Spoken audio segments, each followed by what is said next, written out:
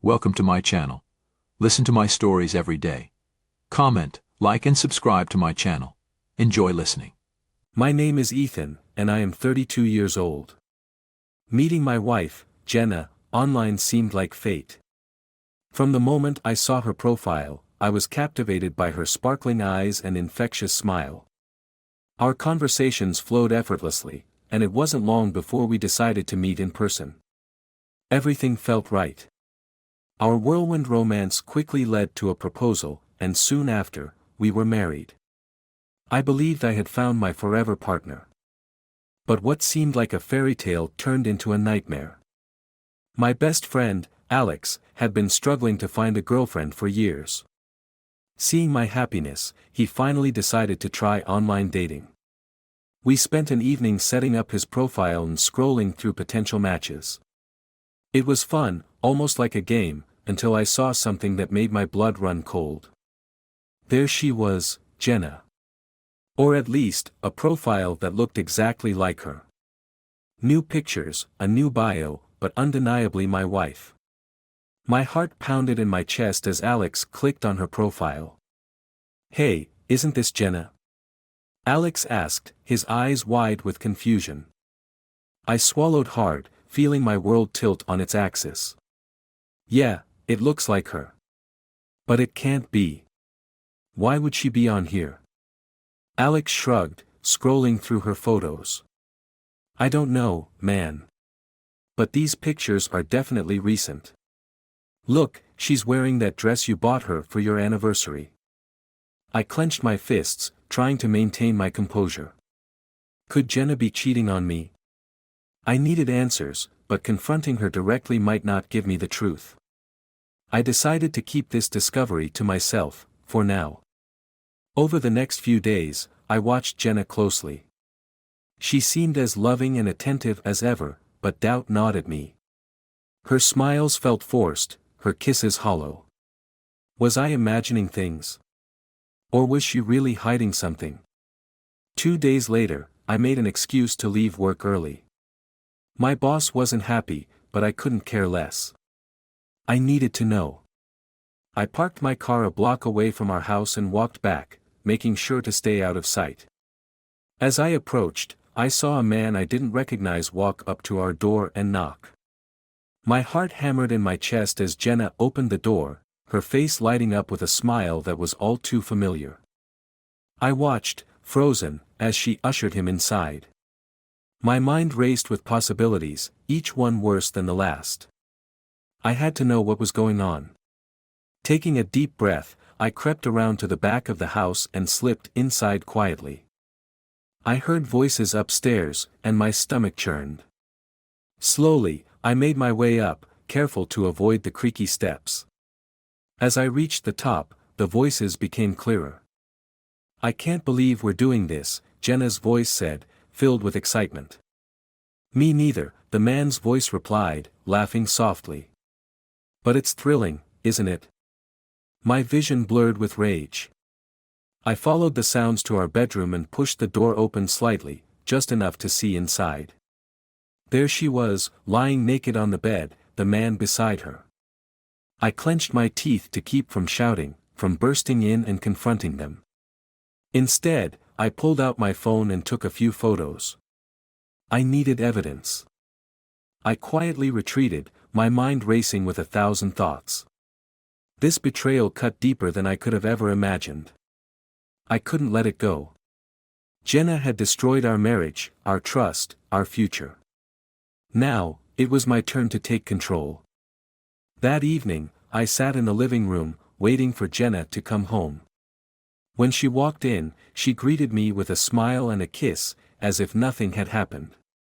"How was your day?" she asked, her voice sweet and innocent. "Good," I replied, forcing a smile. "How about you?" "Busy," she said, a hint of exhaustion in her voice. "Just a lot of errands and stuff." I nodded, pretending to be interested. Inside, my anger simmered. I knew I had to play it cool, to keep my plan hidden until the right moment. Over the next few days, I began to lay the groundwork for my revenge. I started documenting everything, her comings and goings, her interactions with this mystery man.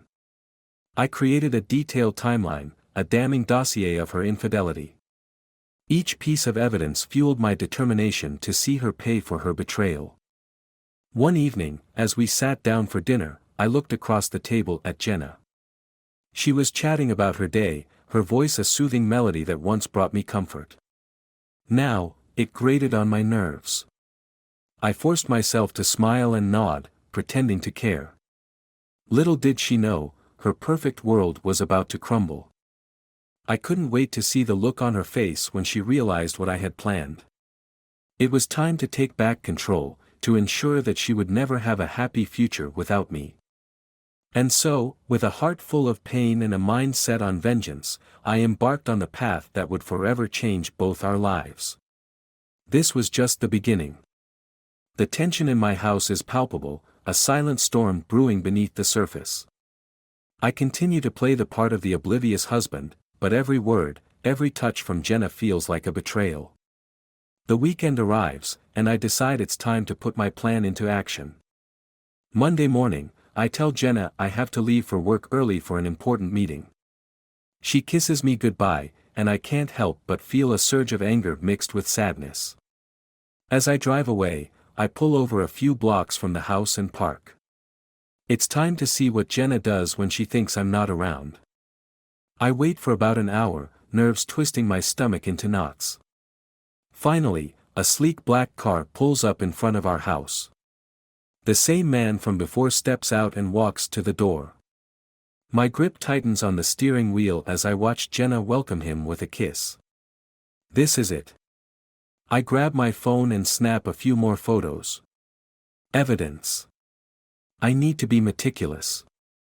Quietly, I make my way back to the house, slipping inside just as the front door closes. The voices lead me upstairs again. I press my ear to the bedroom door.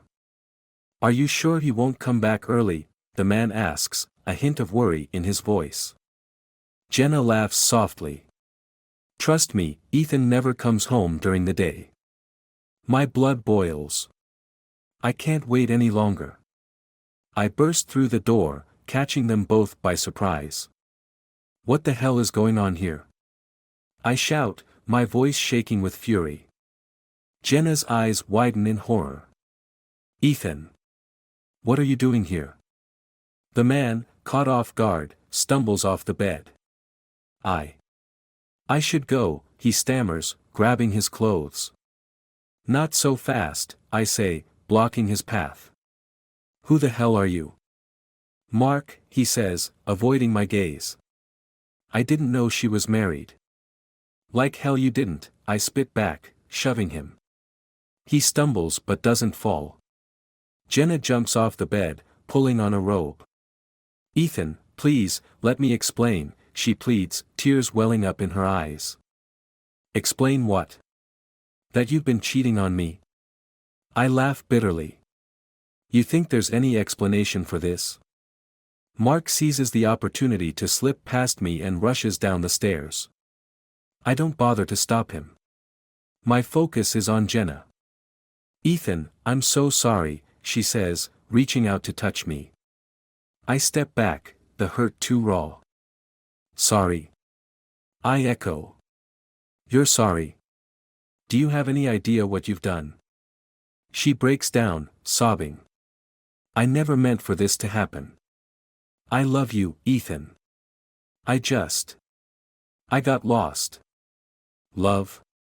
I scoff. "You call this love?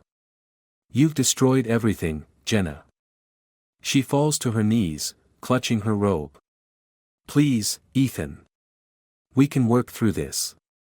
I'll do anything." I shake my head, the resolve hardening within me. It's too late for that. I turn and walk out, leaving her sobbing on the floor. Outside, I breathe in deeply, trying to steady my racing heart. I need to talk to someone who can help me figure out my next move. I drive to Alex's place, hoping he's home.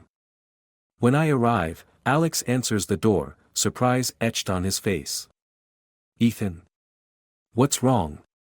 Can I come in? I ask, my voice barely above a whisper. Of course, he says, stepping aside. What happened? We sit in his living room, and I tell him everything.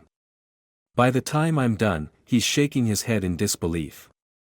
Man, that's rough, he says, leaning back in his chair. What are you gonna do? I don't know, I admit. I feel like I need to do something. I can't just let her get away with this. Alex nods thoughtfully. Revenge won't change what happened, but I get it. You want her to feel the same pain you're feeling. Exactly, I say, clenching my fists. I need her to understand what she's done to me. Alex is silent for a moment, then leans forward. All right. Here's what we're gonna do. We spend the next few hours brainstorming. Alex is surprisingly good at coming up with plans, and by the end of the evening, we have a rough outline of what needs to happen. It's risky, but if it works, Jenna will regret ever betraying me. As I drive home, a sense of determination settles over me. This is just the beginning. Jenna won't know what hit her. Days pass in a blur of anger and cold determination. Jenna tries to reach out to me, her calls and texts filled with pleas for forgiveness, but I ignore them all. My resolve to make her pay only strengthens with each passing hour. Alex and I meet every evening after work, refining our plan, making sure every detail is perfect. One evening, as we sit in his garage-turned-war room, Alex looks up from his notes, a thoughtful expression on his face. Ethan, you sure you want to go through with this? There's no turning back once we start. I meet his gaze, my eyes hard. She destroyed our marriage, Alex. She deserves to feel the same pain I do. He nods, satisfied with my answer. All right, here's the final piece. We need to get close to her friend, Sarah. She's the one Jenna confides in the most. If we can get Sarah on our side, we can manipulate Jenna more effectively. Sarah. I remember her from our wedding, a tall, striking woman with a sharp wit. Jenna always said she was her closest friend, her confidant. If anyone knew the details of Jenna's infidelity, it would be Sarah. How do we do that? I ask, leaning forward. Simple, Alex says with a sly smile. We find out where she hangs out, what she likes, and we make sure you accidentally run into her. Charm her, make her trust you. Once she's on your side, the rest will be easy. Over the next week, we gather information on Sarah. It doesn't take long to figure out her routine. She frequents a local coffee shop every morning and hits the gym in the evenings. Armed with this knowledge, I put the plan into action. Monday morning, I walk into the coffee shop, my heart pounding with a mix of nerves and anticipation. I spot Sarah immediately, sitting by the window with a latte and a book. Taking a deep breath, I approach her table. Sarah, right? I say, feigning surprise. She looks up, confusion flickering across her face before recognition sets in. Ethan. What a surprise. How are you? I force a smile. I've been better, to be honest. Do you mind if I join you? Of course, she says, gesturing to the seat opposite her. What's going on? As I sit down, I let out a heavy sigh. It's been a rough few weeks. Jenna and I were having some problems. Sarah's eyes widen in concern. Oh no. What happened? I weave a story, carefully blending truth with fiction. I tell her about Jenna's infidelity, but I paint myself as the wounded, clueless husband, desperate to understand why my wife betrayed me. Sarah listens intently, her expression softening with sympathy. That must be so hard for you, she says, reaching out to touch my hand. Jenna never mentioned any of this to me. She's been trying to keep it quiet, I say, playing the part. I just don't know what to do anymore. Have you talked to her about it? Sarah asks, concern etched in her voice. I've tried, but she shuts down every time I bring it up. I feel like I'm losing her. Sarah sighs, shaking her head. I'm so sorry, Ethan. Jenna can be stubborn, but she loves you. Maybe she just needs some time. I nod, pretending to take her words to heart. Thanks, Sarah. It helps to talk about it. We chat a bit more, and I make sure to leave a lasting impression. By the time I leave the coffee shop, I can tell I've planted the seeds of trust. Over the next few days, I run into Sarah accidentally several more times, each encounter deepening her sympathy for me. Finally, the opportunity we've been waiting for arrives. One evening, I get a call from Sarah. Ethan, I need to talk to you, she says, her voice urgent. Can we meet? Of course, I reply, my heart racing. Where? How about the park near your house? In an hour? I'll be there. When I arrive, Sarah is already waiting, pacing back and forth. She looks up as I approach, her face etched with worry. What's wrong? I ask, keeping my voice calm. It's Jenna, she says, wringing her hands. She's been acting strange, and I think she's hiding something from me too. I frown, playing along. What do you mean? Sarah takes a deep breath. I think she's seeing someone else. I saw her with a man the other day. They were too close to be just friends. Anger surges through me, but I keep my composure. Did you confront her? I tried, but she brushed me off. Ethan, I think you need to talk to her. She needs to know that people care about what's happening.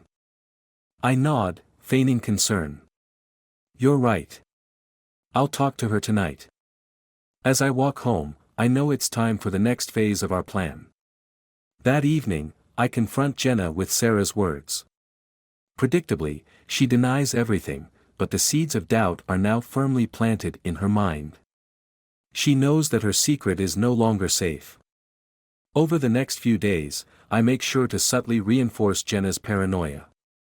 I leave my phone unlocked with incriminating messages accidentally visible, talk in hushed tones when she enters a room, and make cryptic comments that keep her on edge. It doesn't take long for her to start unraveling. One night, as I pretend to be asleep, I hear Jenna whispering on the phone in the next room. I strain to listen, catching snippets of her conversation with Mark. We need to be more careful. Ethan is getting suspicious. No, he doesn't know everything, but he's close. Perfect. Just as planned. The next morning, I act distant and distracted, further fueling Jenna's anxiety. When she leaves for work, I set the final stage of our plan into motion. I hire a private investigator to follow her and gather solid evidence of her affair. This isn't just about revenge anymore, it's about protecting myself legally and financially. A week later, I have everything I need. Photos, recorded conversations, and detailed reports. I call Alex, and we review the evidence together. This is it, I say, my voice cold and detached. It's time to confront her. That evening, I wait for Jenna to come home. She walks in, looking exhausted and on edge. We need to talk, I say, my voice firm. Jenna looks at me, fear flickering in her eyes. What is it? I lay the evidence out on the table. I know everything, Jenna. The affair, the lies. It's over. She stares at the photos, her face paling. Ethan, please, I can explain. No, I cut her off, my voice icy. There's nothing to explain. You've betrayed me, and now you're going to pay for it.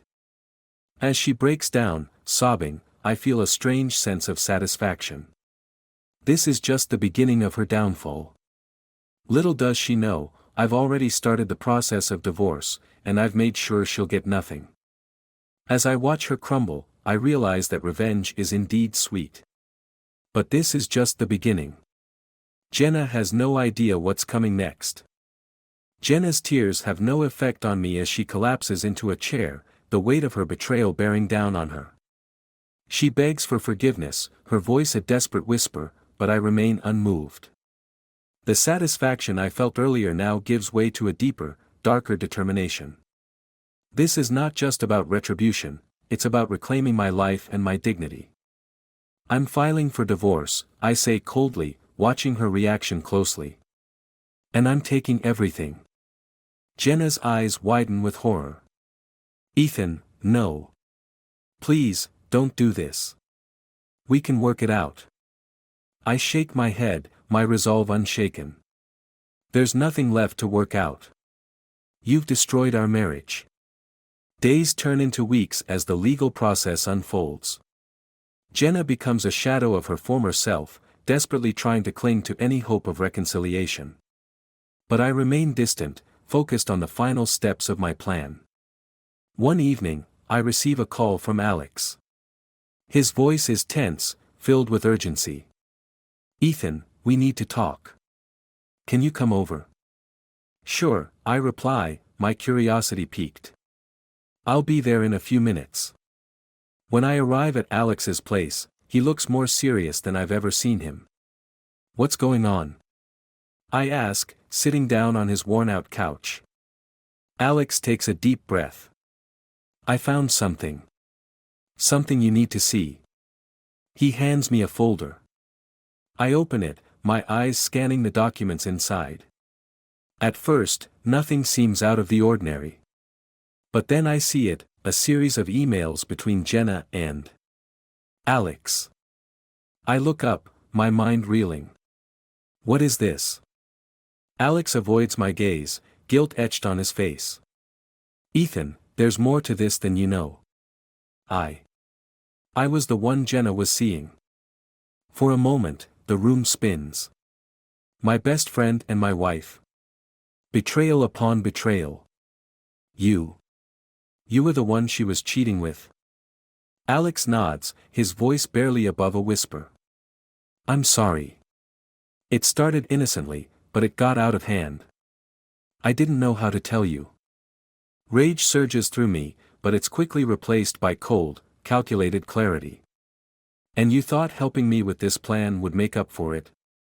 I thought I could make it right somehow, Alex says, his voice breaking. But I see now that I was only making things worse. I stand up, my mind racing.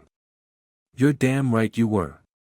Leaving Alex's place, I feel a sense of betrayal that cuts even deeper than Jenna's. My closest friend, the one person I thought I could trust, had been part of the deception all along. But now, I know what I have to do. The next morning, I put the final part of my plan into action. With the evidence I gathered, I not only have grounds for divorce but also leverage against Jenna and Alex. I arrange a meeting with them, choosing a public place to ensure things remain civil. They arrive, both looking nervous and unsure. Jenna's eyes are red from crying, while Alex avoids looking at me directly. We sit at a secluded table in the corner of a quiet cafe. I know everything, I begin, my voice steady. And now it's time to settle this once and for all. Jenna starts to speak, but I hold up a hand to silence her. I've already filed for divorce. But before we finalize everything, there's one last thing we need to address. I slide the folder across the table. These emails prove your affair. Not just to me, but to anyone who needs to see them. This can go public, or you can agree to my terms. Jenna and Alex exchange worried glances. What do you want? Alex asks, his voice trembling. I want full control of our assets, I say, my gaze unwavering. The house, the savings, everything. You both walk away with nothing. Jenna gasps. Ethan, that's not fair. Fair. I laugh bitterly. Was it fair when you betrayed me? When you destroyed our marriage and my trust? Alex nods slowly. Fine. We'll agree. Just, keep this quiet. I lean back, satisfied. Good. We'll sign the papers tomorrow. As they leave, I feel a weight lift off my shoulders. But there's still one last thing I need to do. I head to the lawyer's office to finalize the paperwork, ensuring that Jenna and Alex have no way to contest my demands. The following day, we meet at the lawyer's office. Jenna and Alex look defeated, their spirits broken. They sign the papers without a word, sealing their fate. I watch them leave, a sense of closure washing over me. But as I walk out of the office, I receive an unexpected call.